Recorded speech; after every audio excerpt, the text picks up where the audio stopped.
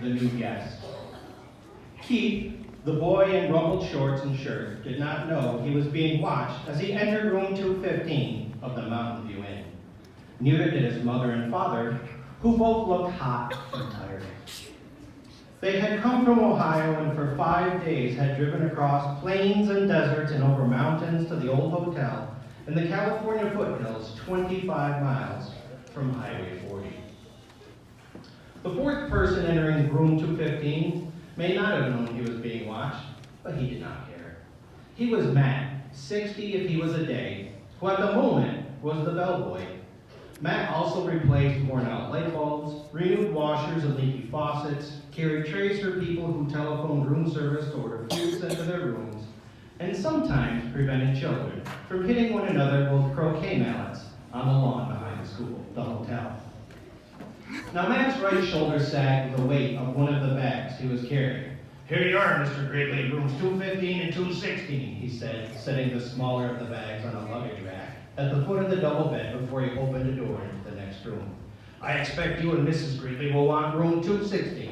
It's a corner room with twin beds and a private bath." He carried the heavy bags into the next room, where he could be heard opening windows. Outside, a chipmunk chattered in a pine tree, and a chickadee whistled, "Bee, bee, bee." The boy's mother looked critically around 215 and whispered, "I think we should drive back to the main highway. There must be a motel with a vacancy sign someplace. We didn't look long enough." "Not another mile," answered Father. "I'm not driving another mile on a California highway on a holiday weekend. Did you see the way that truck almost forced us off the road?" "Dad, did you see those two fellows on motorcycles?" began the boy and stopped, realizing he should not interrupt an argument. "But this place is so old," protested the boy's mother, "and we have only 3 weeks for our whole trip. We planned to spend the 4th of July weekend in San Francisco, and we wanted to show Keith as much of the United States as we could." "San Francisco will have to wait, and this is the best part of the United States. Besides, this used to be a very fashionable hotel," said Mr. Gridley. "People came from miles around." 50 years ago," said Mrs. Gridley, "and they came by horse and buggy." The bellboy returned to room 215. "The dining room opens at 6:30, sir. There's a ping pong in the game room, TV in the lobby, and croquet on the lawn. I'm sure you'll be very comfortable." Matt, who had seen guests come and go for many years, knew there were two kinds. Those who thought the hotel was a dreadful old barn of a place, and those who thought it charming and quaint, so quiet and restful. "Of course we'll be comfortable," said Mr. Gridley, dropping some coins into Matt's hand for carrying the bags. "But this old hotel is positively spooky," Mrs. Gridley made out with last protest. "It's probably full of mice." Matt opened the window wide. "Mice?" No, ma'am. The management wouldn't stand for mice."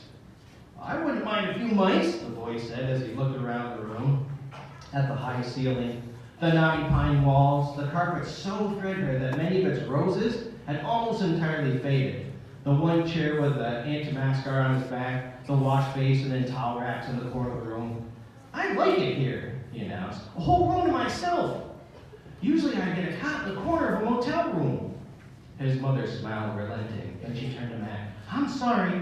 It's not just that it was so hot crossing Nevada, and we're not used to mountain driving. Back on the highway, the traffic was bumper to bumper. I'm sure we shall be very comfortable." After Matt had gone, closing the door behind him, Mr. Gridley said, "I need a rest before dinner. 400 miles of driving in that mountain traffic, it was too much." "And if we're going to stay for a weekend, I had better unpack," said Mrs. Gridley. "At least I'll have a chance to do some drip drying." Alone in room 215 and unaware that he was being watched, the boy began to explore. He got down on his hands and knees and looked under the bed. He leaned out the open window as far as he could and greedily inhaled deep breaths of pine-scented air.